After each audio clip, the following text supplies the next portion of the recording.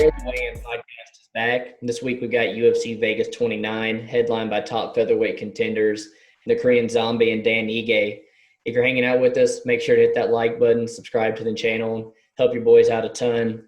We're recording a day late, doing it via Zoom again due to some vacation and work schedules, man. But always happy to talk fights with you. Before we get started, I'll give you the honors there of covering last week's betting card.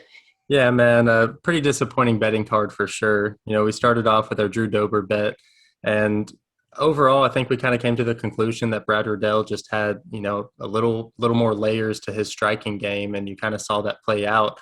Dober had his moments in the fight, but it just ended up not being enough.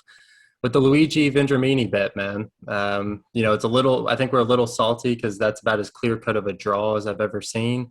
But all that being said, we do kind of we understand that wasn't the greatest bet. Looking back on it, he was a little green to be putting so much stock in, and that's something that we're going to try and move past and kind of learn from. The Israel Adesanya by TKO prop that we had, Marvin Vettori's just a tough dude. He's going to be a tough guy to put out. He's already back in training and everything, and I think, other than Izzy being the champ, one day Marvin Vettori will be a champion. And then with the Hill by TKO, man, that sucks. Really low IQ play on Hill's part. He goes down to the ground with somebody in Paul Craig, whose only path to victory is by submission. And what do you know? He gets his arm snapped in half. That's just how it plays out. And then that fight doesn't go the distance with Darren Stewart and Eric Anders. I don't know. For the last minute and a half, I was screaming at the TV thinking that we were going to get that finish, and it just didn't come. It was a really tough night. Ended up minus 6.75 units. It's close, but we are still positive overall for the podcast. And so that's the silver lining out of this. We are back in Vegas at the Apex. So we are definitely expecting some fireworks this week, and we'll go ahead and jump right into it with the women's flyweight division, where we see Lara Procopio, who's 7-1, taking on King Casey O'Neill, who's 6-0. Both these girls are wrestling, grappling heavy style fighters.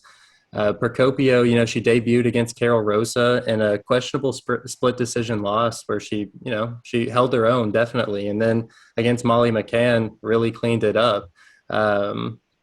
When you look over at Casey O'Neill, she just made her debut against Shayna Dobson, which she out-grappled Shayna Dobson, and I don't really know how much that's telling you, I've been a big Shayna Dobson hater, and beating her doesn't tell me much. I think Casey O'Neill is the much stronger, more athletic fighter in this situation, but she's still unproven, and daddy over there fixing up her fights. I think that'll eventually come in to hurt her in the long run, and Laura's just a little bit too much of a step up in competition. So I'm definitely going with Lara Procopio here. She's getting work down in Nova Uno with Polyana Botello, and I think that's a great training partner, especially for somebody like Casey O'Neill.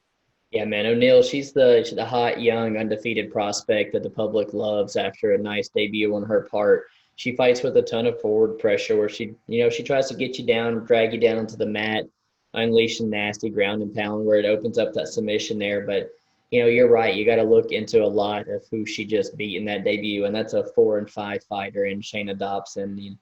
Now I put as much stock into beating Shayna Dobson as I do CM Punk, man. It's little to none. And Shayna Dobson, before something she'd never done before, she stuffed 2 takedowns. And, Casey O'Neill wasn't able to just go out there and have her way with her, though, like a lot of people thought she was going to. I think it was a round 2 finish. And round 1, she kind of gave up some positions to Shayna Dobson that I don't think she should have. She's still green to me, and she hasn't been tested. You're right. With Lara Procopio and stuff, you see these odds finally starting to adjust themselves back towards where they open. I know Lara opened as a little bit more of a favorite, and it kind of got steamed closer to a pick 'em there. And wish I kind of got on the Lara side, when she was down toward the minus 120 range. But, I can't complain with beating the opening line here by a little bit, as I think Laura's the play. She's also a real bright young prospect at only 25 years old, and 2 really good showings, you're right, in the UFC so far. And girls far better than Shayna Dobson there. It's a toe-to-toe striking battle with Carol Hosa, like you talked about. It's a debut up a weight class on short notice there at 135. Lands over 150 significant strikes there. The girl's got striking. And then back at her natural weight class of 125. She goes to work with the wrestling on Molly McCann. You takes her down like 7 times, 10 minutes of control time. You see she can strike. You see this girl can grapple, and O'Neill's just not proven to me. And if those takedowns do get stuffed and she's forced to strike with Lara Procopio, man, I think Laura's going to take this one. I obviously think she's probably going to take this by decision as well, and it's around even money. But sitting at a minus 150, man, I think that money line is a pretty safe play. Yeah, and I know that both of us were leaning Procopio, but after breaking this down, I think that we're probably going to end up playing this for the podcast, just the money line. But like you said, that decision, if it was anything but even money, we'd be hitting that one even harder. Absolutely. Our second fight of the night takes place in the men's lightweight division, where we see Joaquim Neto BJJ Silva, who's 11-2, taking on Ricky the Gladiator Glenn, who's 21-6. Joaquim Silva training with, Bruno Silva later on in the card there down in Brazil. And I mean, this is excellent matchmaking, in my opinion, here by the UFC. You got both of these guys not only coming off a loss, but you got them both coming off pretty decent layoffs here with Rick Glenn's, I think, almost approaching, 2.5, 3 years now. We haven't seen him in the cage for a long time. And there's a lot more negatives there to Rick Glenn as well. The layoff was full of injuries. He just pulled out a couple months ago there with the fight with Carlston Minus due to COVID issues. He's left Team Alpha Male and he's training in Iowa back home. And he's moving up to lightweight here for this one. So there's a ton of question marks, negative surrounding Rick Glenn here. And, it with Silva coming off his layoff as well, it's probably not the smartest play to touch that money line. But, man, I favor Joaquin Silva here a lot. I favor him on the mat. I favor him on the feet. I think he probably takes this one on Saturday. How about you? Wow. Okay. We got our first disagreement of the night, and I wasn't expecting it. Rick Glenn, yeah, former World Series of Fighter featherweight champion, and this is his first time up at 155 since his debut loss against Evan Dunham, who isn't a notable fighter to say the least. Rick Glenn, like you said, the Carlton Minus fight, I'm sure that he would have much rather had that than the Silva matchup, in all honesty.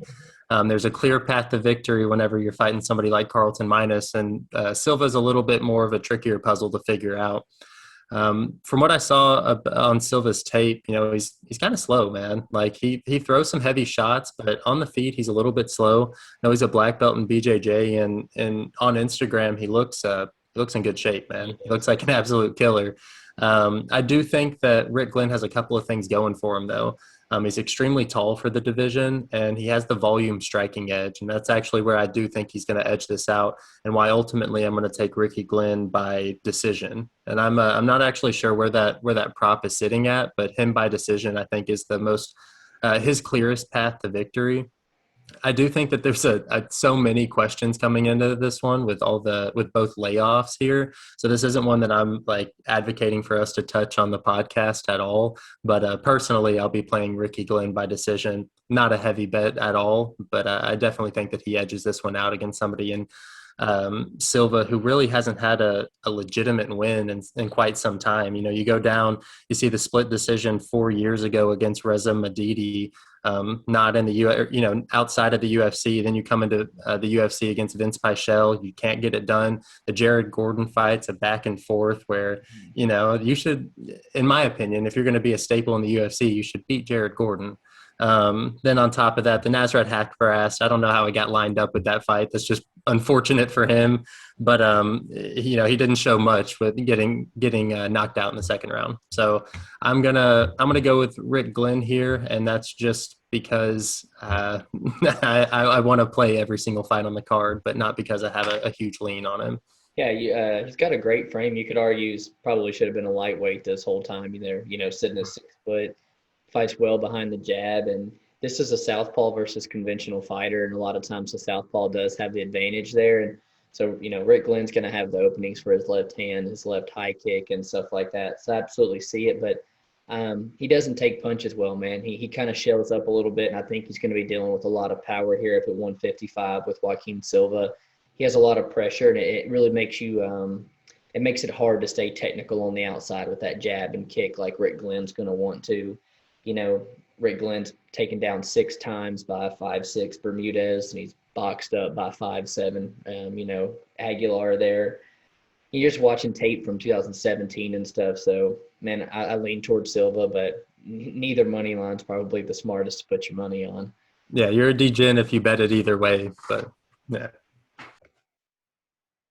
We move on to our first heavyweight fight of the night where we see Josh Parisian, who's 13-4, taking on Roque Martinez, who's 15-7-2.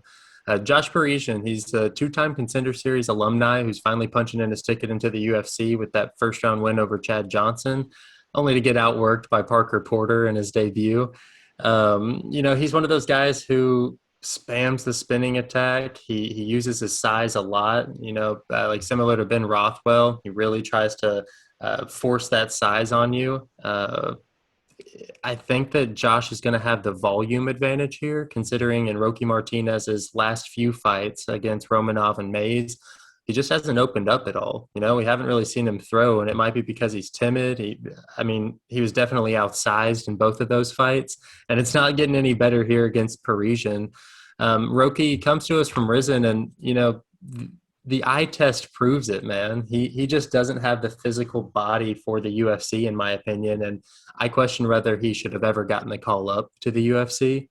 Now, he's training at a Spike 22 in Guam, and I really think that he's got a tough test in front of him. I understand that this is some low-level heavyweights, but from what I can see on Instagram, Parisian's working on his conditioning. He looks like he's in good shape, and I think that this should be a pretty easy win for Josh Parisian sitting at minus 130. What do you think? I'm right there with you, man. Low level as it gets, and the UFC's kind of learned their lesson about putting these up on the main card. This is appropriately placed on this fight card here.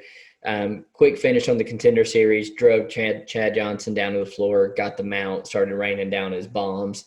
You're right, uses that size and strength a lot to kind of implore that on people. I kind of compared him to myself to Jared Bandera a little bit. Ben Rothwell is a really good example as well.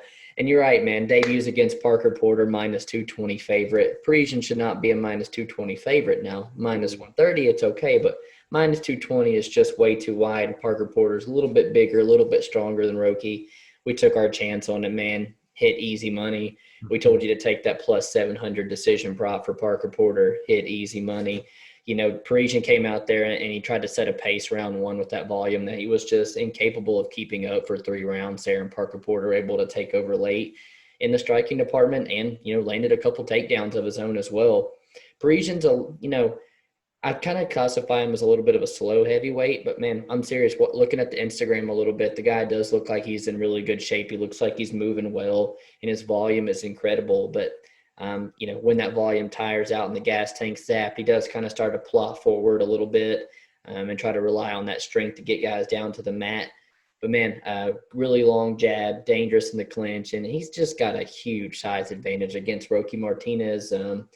Like you mentioned, no favors for Roque been done so far. He's up against Romanov, who I know Romanov's kind of got the bad rep right now after the groin injury and stuff like that he's going to probably be sitting on the sidelines for quite some time. It was so devastating, but Roque is outclassed everywhere against Martinez there. And I know Dontel Mays is a step down for from Alexander Romanov, but damn, he's a foot taller than Roque. He's 6'7". So when Mays stayed on the outside, he was able to piece Roque Martinez up. When Roque was able to close the distance come round 3, he did make it a little interesting.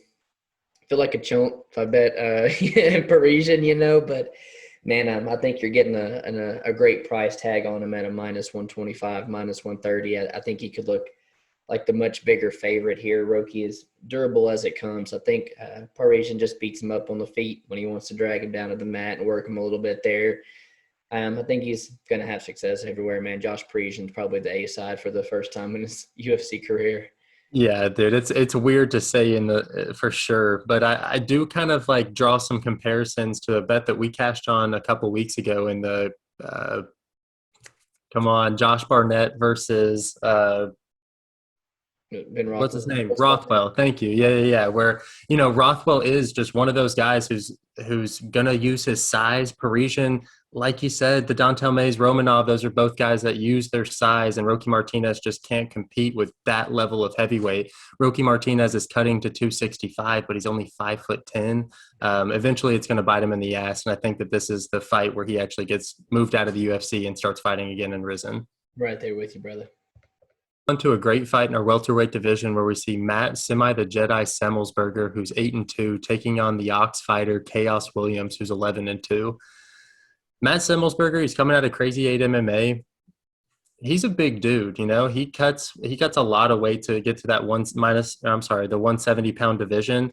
And against Jason Witt, he looked like the far bigger fighter, and he finished that fight quick, man. Looking back on it, the fact that he debuted against Carlton Minus as an underdog is kind of absurd, I personally think that his opponent, Khaos Williams, is a fraud, man. I liken him to Kama Worthy. I think that they are very similar in the way that they jumped into the spotlight into the UFC over a couple of first round KOs. A ton of people are putting stock into him, and I cashed on Pereira in his last fight against Williams, and I think I'm about to cash with Semelsberger here. And I think Semelsberger is just going to work him, look to drain that initial power out of Khaos Williams, and I think it'll be one of the easier bets of the night. So, how do you see this? I'm on the opposite side of this one here, man. But, you're right with Khaos Williams. It was a debut of a lifetime there. His stock just, goes through the roof after that. He's a 3-1 underdog against Alex Morono. And, within 30 seconds, puts his hands on him and gets the TKO. And in that next fight, a lot of people think he's being sent to the slaughterhouse with Al Hassan. He comes in as an underdog yet again. And similar to, Semelsberger's finish over Witt, he times that naked leg kick and puts Al Hassan out badly. It was one of those bad knockouts where you don't wake up for a little while. Khaos showed he has good timing on that right hand. And in that follow-up fight, you're right, we cashed on Pereira. We saw, Khaos lose a little bit of that aura that he had, but that was a really, really close fight, man. And going back watching it, it's not a robbery either way. Khaos does outland Michel Pereira at every single round, but Michel's able to land those 2 takedowns in the third round, make it a super close decision that he edged out. And, that's something I could see Matthew Semelsberger actually trying to implement in his game plan as well, as a takedown or two to kind of, like you said, drain some of that energy and power out of Khaos early. With Matthew, he's athlete turned fighter, man. He's an ex-football player, moves really well, and he fought up his tie as light heavyweight. You're right, come fight night, this guy is a massive welterweight in the cage. He seemed to have found his groove. He's on a 5-fight win streak, 2-0 in the UFC, but these 2 guys he's beaten in the UFC, it's far worse competition than who I think, Khaos has been in there with, and I think they're far worse fighters than Khaos Williams.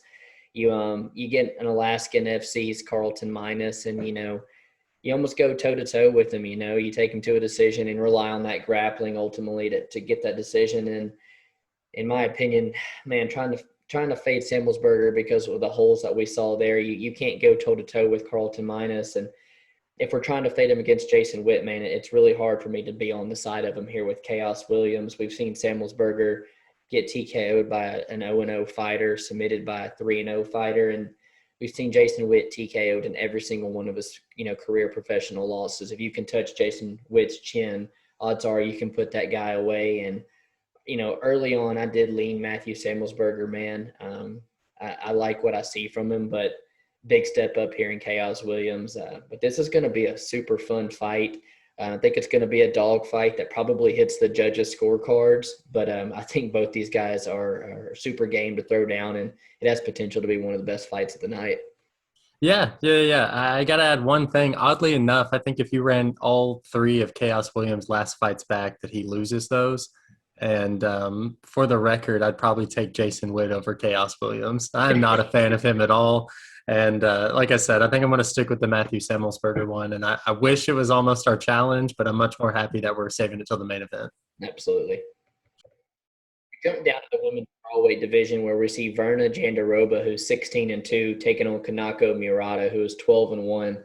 It's an exciting fight in the women's strawweight division, man. Between two of the division's better grapplers here. Virna, absolute jiu-jitsu ace, man. She's so dangerous on the mat, trying to rebound from that loss to Mackenzie Dern. Murata, on the other hand, man, an absolute stud wrestler from Japan, coming off a debut win over a 12-12 Randa Marco. So she's getting a big step up in competition here in her next fight with Virna. Sometimes you see, two grapplers, you see them kind of almost negate each other and become a striking fight. But man, 14 submissions. You see these girls go to their grappling all the time. I think we see some really fun, exciting grappling exchanges between the two here. I think we agree on the side here who's going to be the play, man. Break it down for us. Yeah, man, Verna's definitely the side here. I know a lot of people were on Virna over Mackenzie Dern in that last fight. Not us. We understood that Dern is is easily the women's Brazilian jiu-jitsu GOAT. Here in this fight, this is going to be huge for either person, but in really different ways. We see Virna Jandiroba, whose last fight is against the next title, first place title contender in Mackenzie Dern, and now she's fighting Kanako Murata, who is a newcomer in the UFC. And if she loses to Kanako, that's a huge step down for her, and she's going to have a pretty tough road to climb back up to those higher rankings that she was at. With Kanako, she's ready to put her name on the map, man. If she does get this win, she's a great prospect at only 27 years old, that could really, pave her way to the belt relatively easy with a win over Virna. She might need one or two more to really put her name in that mix. Kanako being the national judo and wrestling champion in Japan, it does kind of worry me. Looking at her tape, she has insane entries on her takedown, man. I mean, like, some of the fastest takedown entries I've seen on a girl, but at only 5'1", I'm not even sure that she's a true strawweight. I do think that she'd be better off if there was an atom weight division. And we see a lot of that where we see like Loma Lookboonmi, who has just like all these skills, but she's just a little bit undersized. And eventually when you get up into that upper echelon of competition, that's going to play a factor. And that's why I think Virna ultimately has the edge here. Both of them being grappling heavy, Virna having a 2-inch reach advantage, 2-inch height advantage. I think that she's going to be the much stronger girl in here. We're talking about a girl who beat Amanda Nunes twice in grappling matches. Virna's the real deal, and I think Kanako's finally matched up with somebody who can match her in size and skill on the mat. And I think Virna's going to be a pretty easy pick for us, man. I'm glad that we're both on her, and I'm glad that we're looking to kind of play her hard.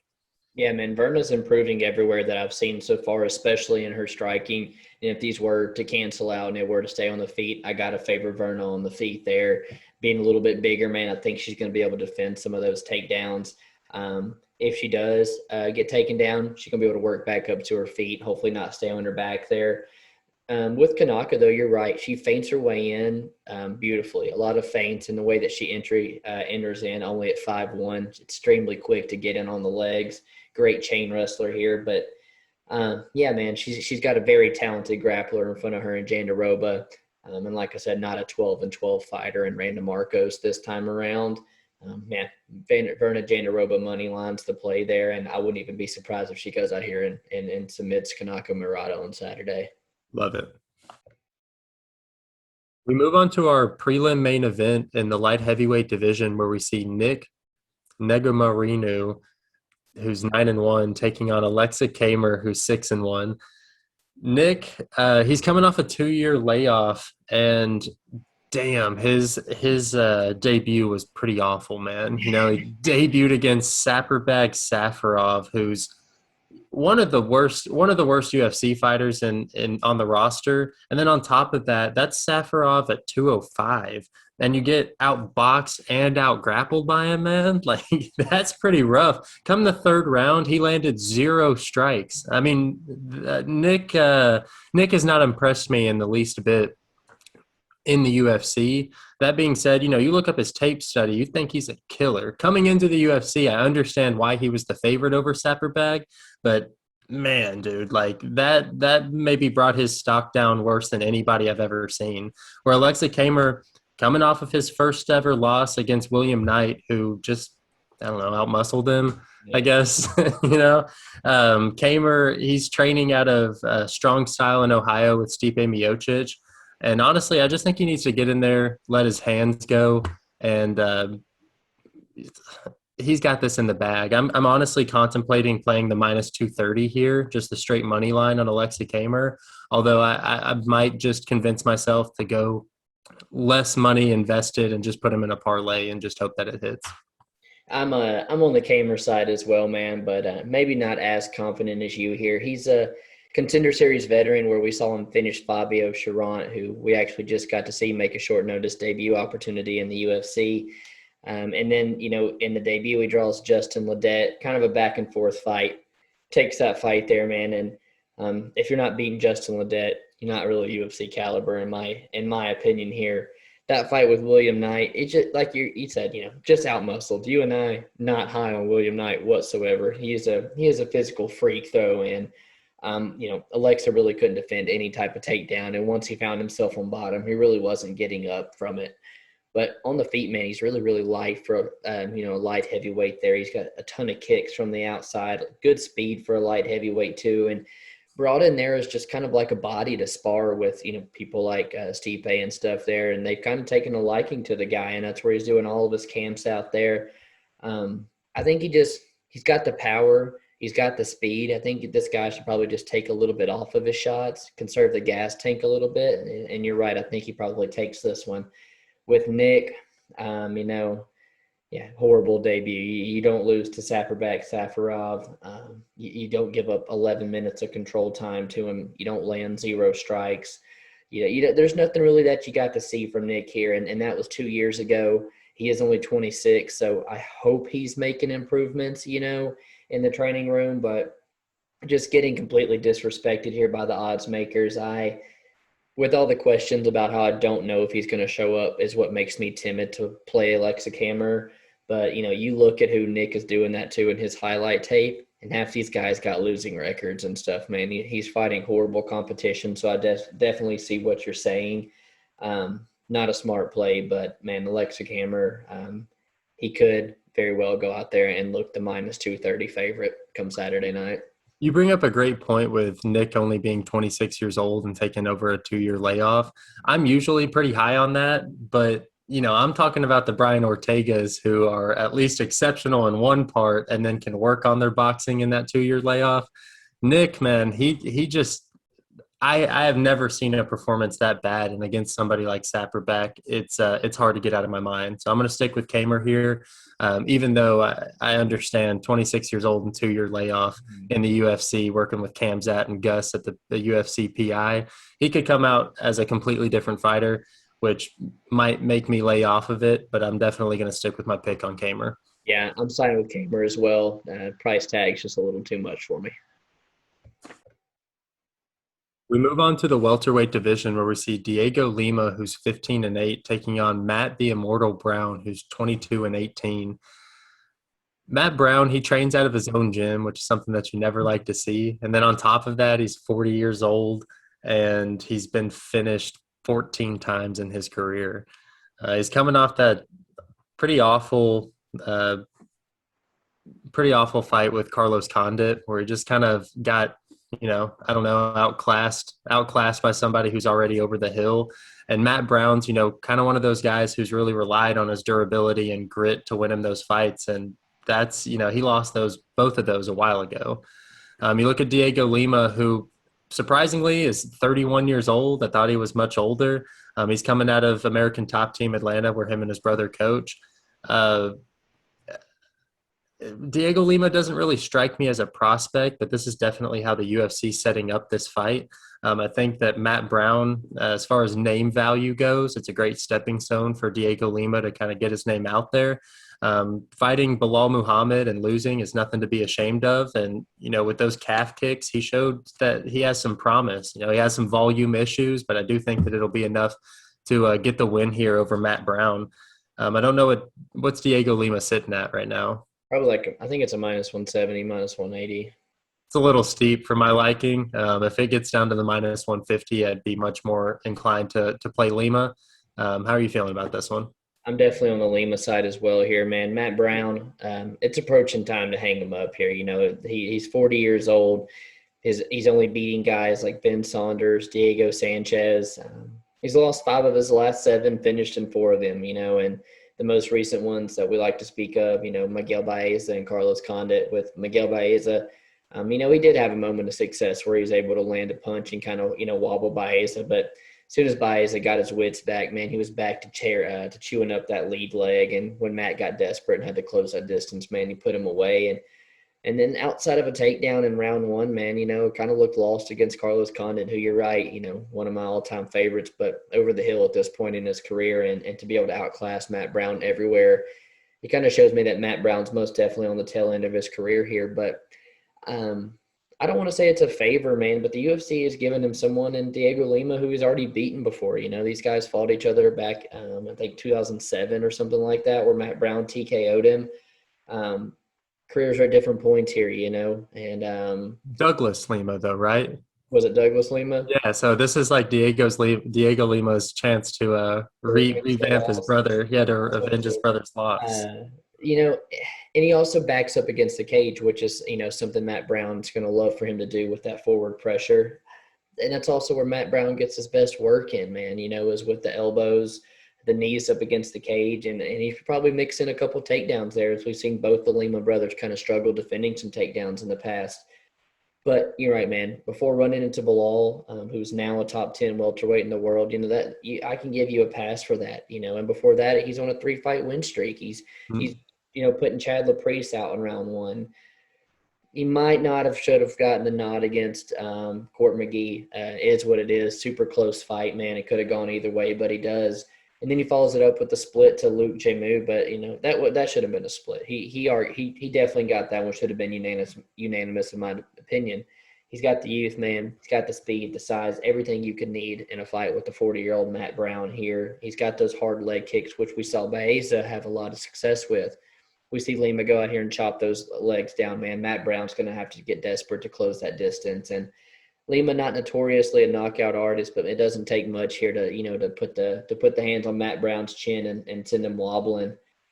I don't really like the steep price tag on Lima. Maybe look at parlaying him somewhere or something to get a little bit of better value. But yeah, man, if he keeps his back off the cage and he can get Matt Brown striking with him, it would not be surprised me if Lima were to land a shot that puts him away. Yeah, man, they're at two different points in their career. Like you said, a little steep at minus 170, but Dhiego Lima's the side here, so putting him in a parlay or something like that, I don't mind that at all. In the middleweight division, we see the prodigy in Wellington, Turman, who's 16-4, taking on Bruno Blindado Silva, who's 19-6. I'm extremely excited here, man, for this middleweight matchup. We got Turman, who's only 24 years old. He's got plenty of time to make up for that first career TKO loss he suffered in his last outing. He's got the debutant here, who's been itching to make that first UFC walk for quite some time.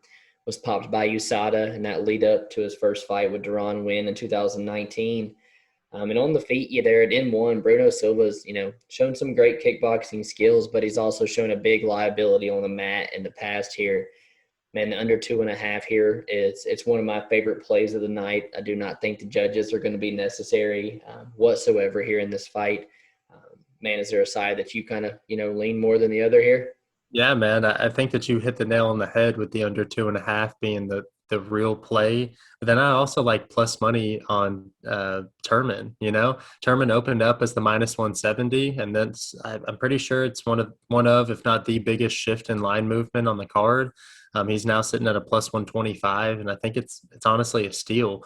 We're looking at a 24-year-old who is coming off his first KO loss, which is the only thing that gives me a little bit of reserve on how Turman's going to come out. He might look to drag this out, but honestly, I don't think that he has an option with Bruno Silva, who's going to come in here with that crazy KO power and really put the chin to test right off the bat. I think it'll be one of those fights where Turman's going to have to he's going to have to stick to his game plan early, try and get him to the power or try and get him to the mat where, like you said, Silva's shown some crazy holes. All of his losses are coming by submission, and he has a real problem with giving up his back. And against somebody in Turman who's a black belt in jiu-jitsu, Turman could definitely make him pay here.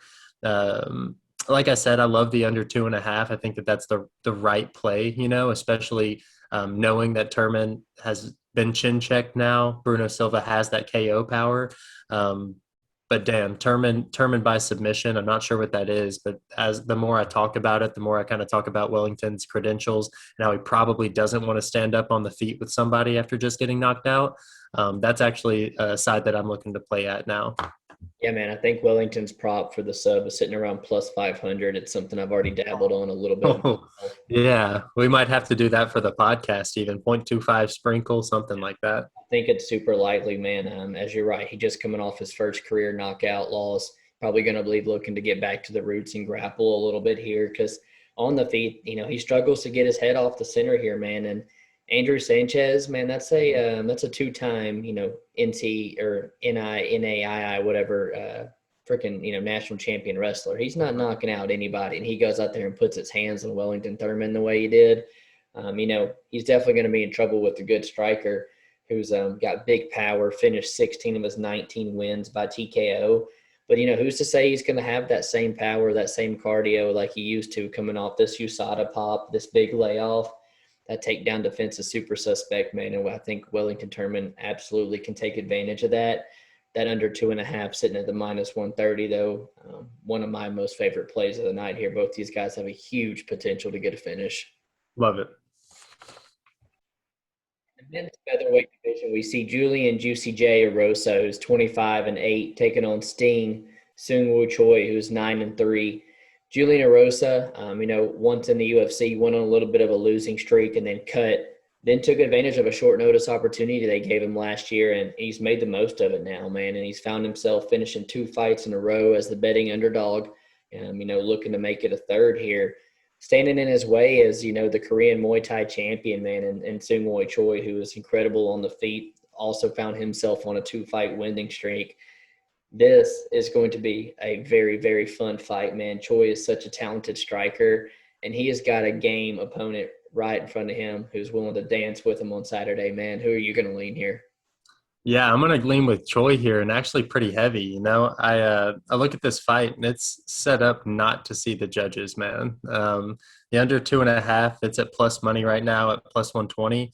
But I really like the Choi inside the distance at plus 255. He's fighting somebody in Julian Erosa who really likes to push the pace, really welcomes that war, and relies on a chin that he doesn't really have, man. He's been chin checked quite a few times, and he has a negative strike differential.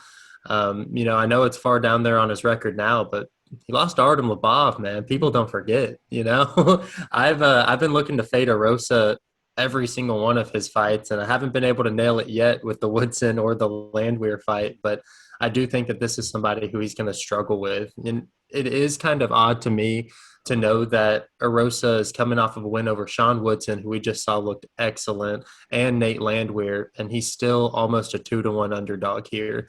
I think the odds makers even know, like Sungwoo Choi coming out there with that win over Zalal.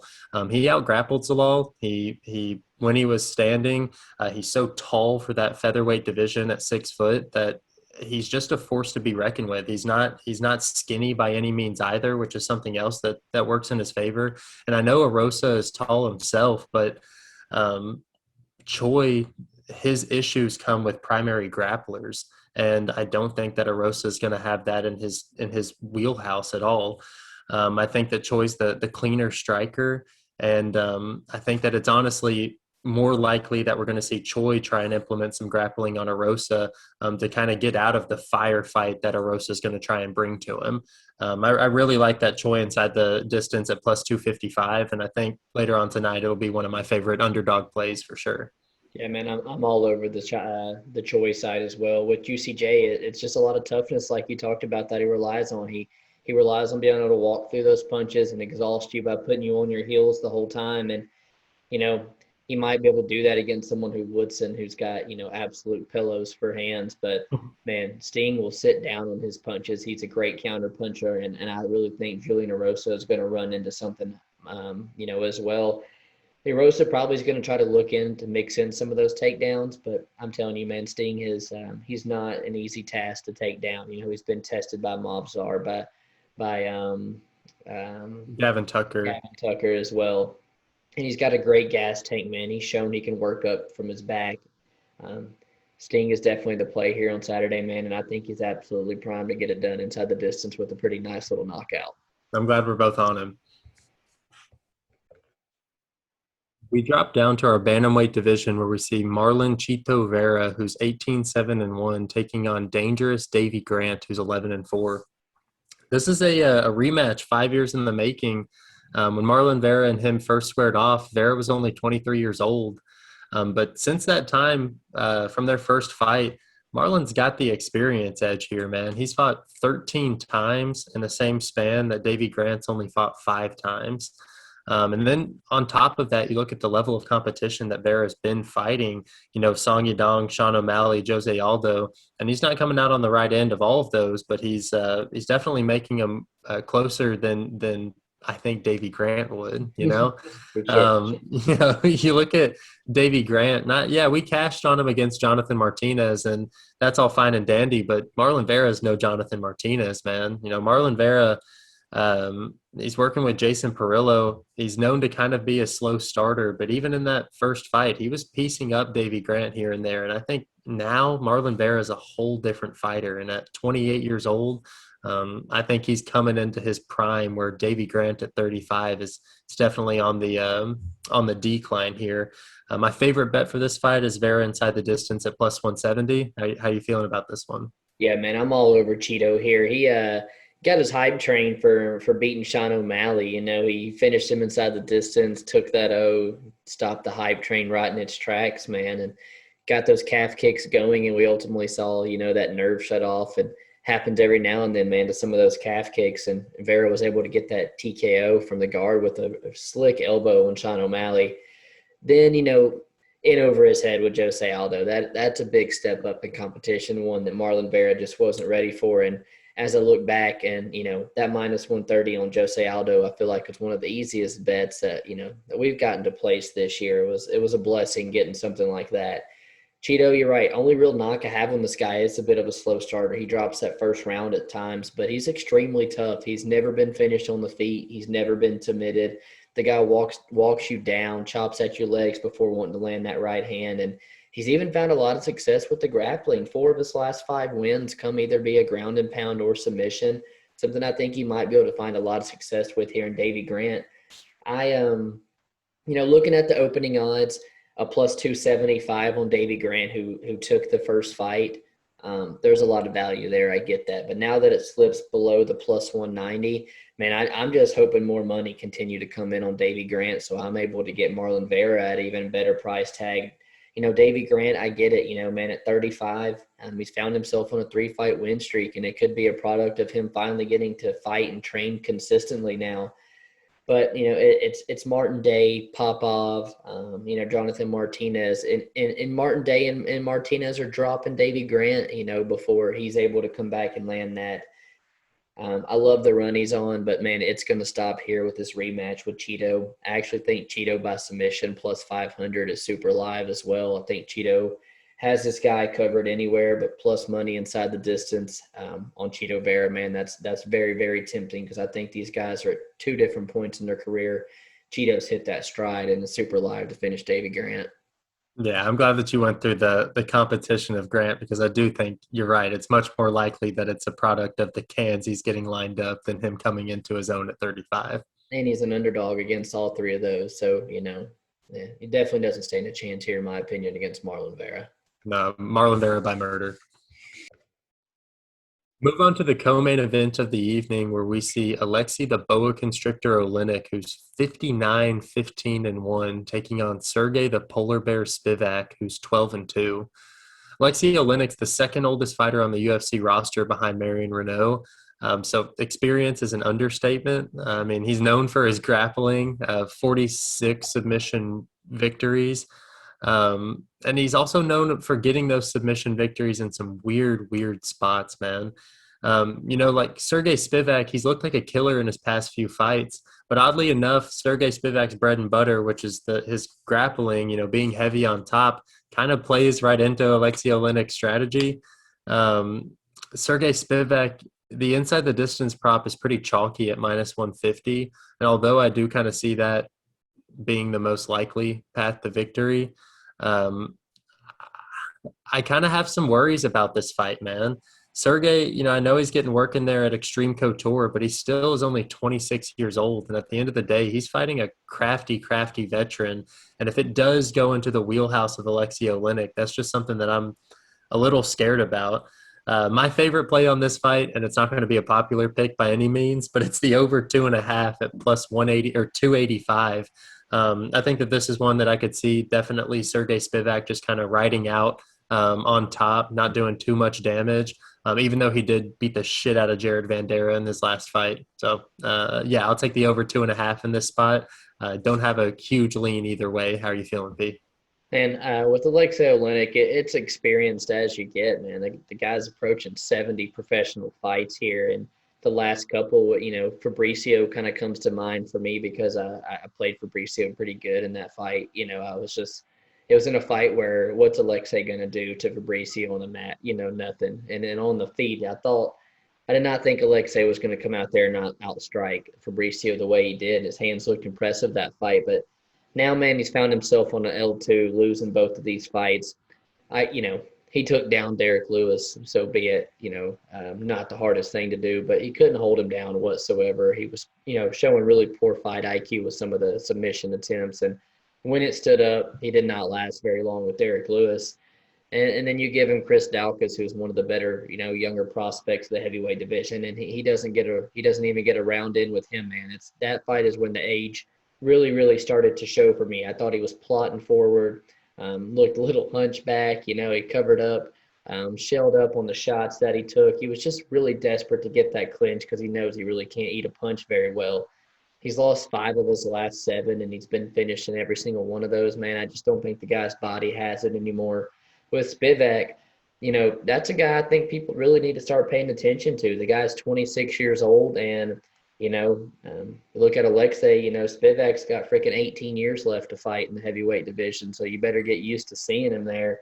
And he's got a great foundation, man, to fight on. The Russian Sambo background, man, I think we're going to continue to see improvements from Sergey Spivak throughout his career. And he's already, at a young age, at 23, he's already been thrown in there with, tough competition in his debut, like Walt Harris, and he, you run that fight back, it might be a little different now, but Walt Harris gets the TKO when he's in peak form before the whole daughter incident and stuff. You give him Tai Tuivasa, and what's kind of supposed to be a step down for Tai Tuivasa after losing to JDS, and Spivak runs right through him on the mat, gets the second round submission. And what do, man? No favors for him again. They give him right back to Tai Vera, who's another top heavyweight. He's tied for the longest streak in the heavyweight division right now with Francis. So the guy's been fighting really good competition, and I think once the UFC realized that he's pretty good, that's where they drop down the level of competition a little bit with Felipe and Vandera, and Spivak kind of goes to work with them, beating them in the striking, beating them in the grappling. Man, I don't think Alexei's chin can handle much more, and Spivak is not the most talented striker. He's got a good jab and stuff, but if a heavyweight touches that chin on Oleinik at his age, I think he's going down, and I honestly think Sergey could ragdoll him.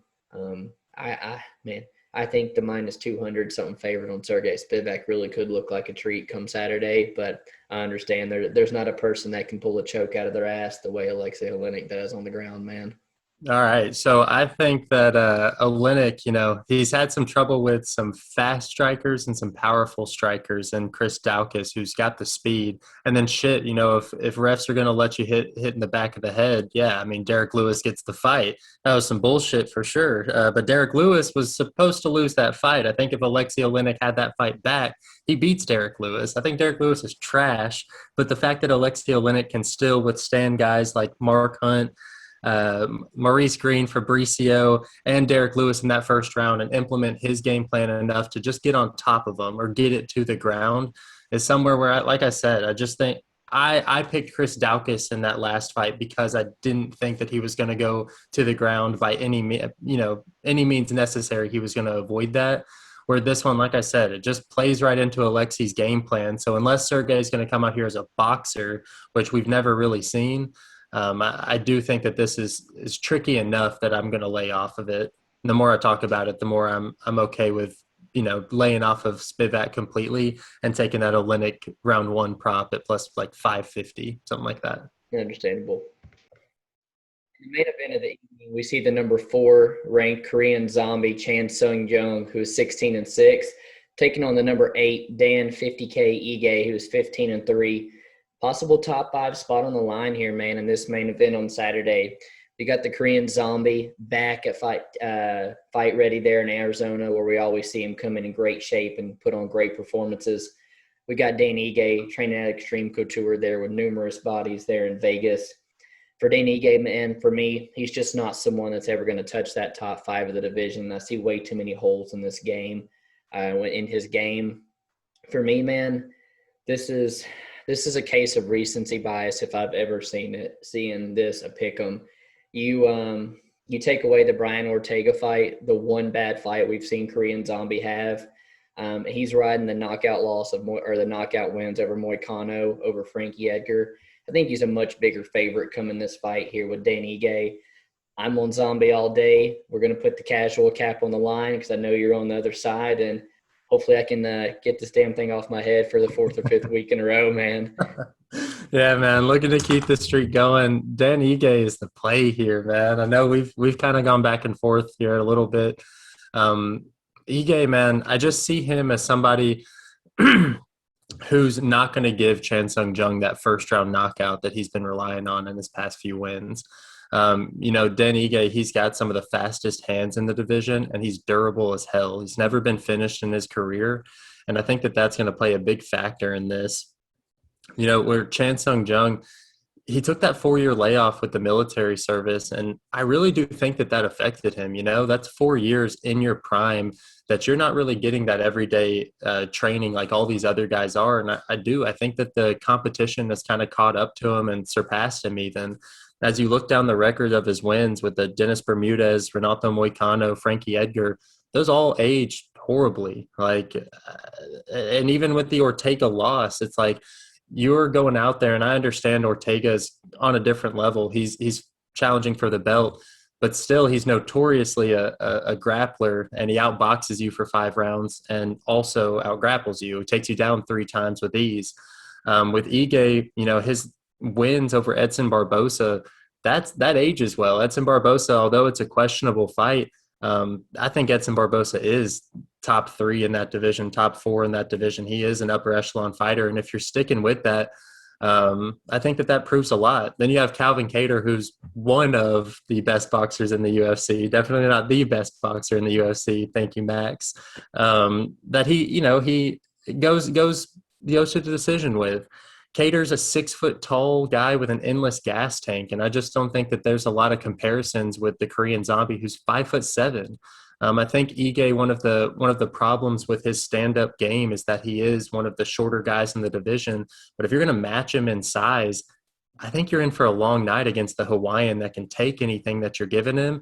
And outside of that, I guess you could say the Yair Rodriguez fight is one where we saw Chan Sung Jung kind of put together his striking skill set through 5 rounds, but he did lose focus in that 5th round. And I think Ige's a little bit cleaner on the feet with his hands than Yair.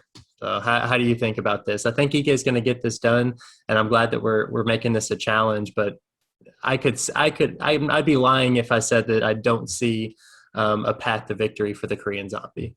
Yeah, man, I'm really all over the Korean Zombie here. I think his boxing is going to be far superior to that of Dan Ige. And I think, although they show each other at 5'7", I think when these guys square off, we're going to see Chan Sung Jung look a little bit better or bigger, fight a little bit longer, and cause Dan some trouble when he goes to close that distance. He's got a sneaky uppercut as well. that, he saw with time on Dennis Bermudez. He's got that in case Dan Ige wants to shoot and throw in those takedowns. He's also got a twister on the mat, man. He's not just an absolute joke on the mat, and could deter Ige from mixing in some of that wrestling that he likes to use. With Ige, though, man, he's managed by Ali. If this goes to a close decision, he's going to get it just like he did with Barboza, just like he did with Bektik. He's got a ton of heart, man, but I don't see I see a lot of holes in his game, man. I don't see the top fighter in Dan Ige. And like I said, I just think I'm going to ride with Zombie one more time here, man, and I pick him. I think a lot of people are putting a lot of stock into losing to Brian Ortega, who's a 2-time title challenger, man.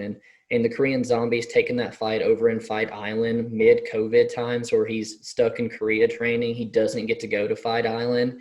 And then when you pair all that with Ortega coming out in Southpaw, which was, something Ortega's not done before, I think it just shocked Korean Zombie a lot. And then he eats that spinning elbow and says he's just rocked the rest of the fight and can't get his wits back. Yeah, man, I think come potential on Saturday, I think Korean Zombie pick'em could look like a gift. I think Ige's better chance is going to be to stretch this fight out and probably take some damage. I don't think Ige could make this look as easy as Zombie has potential to make it look easy, if you get what I'm saying. Okay. Hey, I don't get what you're saying, but that's why we're putting the casual cap on the challenge. I like it. For sure, man. I love with it being on the main event, build some anticipation through the night here. But that's all of our, I think, 12 fights we got on the card after losing a couple, man. I'll go ahead and start. I think the fight of the night, I'm going to just go ahead and say it is the challenge, man, in the main event. I think the main event, Korean Zombie and Ige, it's kind of like heading, it's way above the other fights on the card here, man. It's kind of just a small card, and then just with an absolute killer main event that I think people need to pay attention for. Both guys are super game there. How about yourself?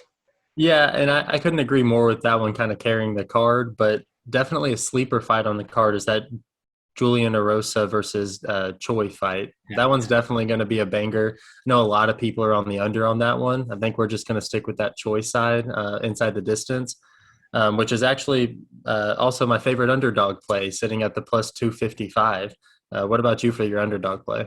Best underdog for me, man. I think the Wellington Turman sub prop sitting at plus 500. It's way too wide, man. You've got a guy who's every single one of his losses come by submission. It reminds me of me wanting to play Christos Giagos over Sean Soriano. The guy's got 5 of his 6 losses by submission, and you got a guy who's, obviously tries to take the fight to the mat to have any type of success.